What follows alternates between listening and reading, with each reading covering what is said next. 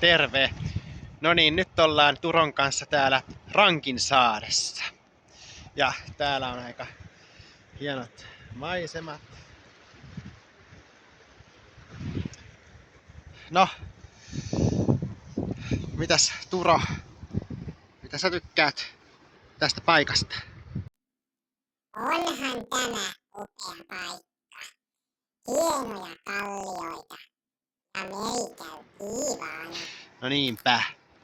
Mäkin tykkään olla täällä luonnossa ja nämä saaret on aina ainutlaatuisia paikkoja.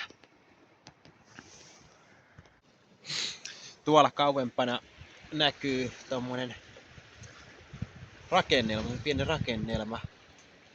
Mikä kohdassa veikkaat Turo, että se mahtaisi olla? Jaa, ehkä se on joku vanha pommisuoja. Niin. Itse asiassa tuossa kyltissä luki, että se taitaa olla vanhan majakan paikka, että siinä on ollut ennen majakka. Mitä sinä sitten tykkäät tehdä täällä saaressa, Turo?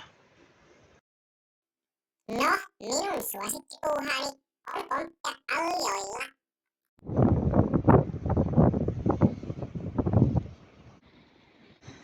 Jaha, Turo lähti pomppimaan. Siellä hän menee. Olipa iso loikka kiven päälle, Turo.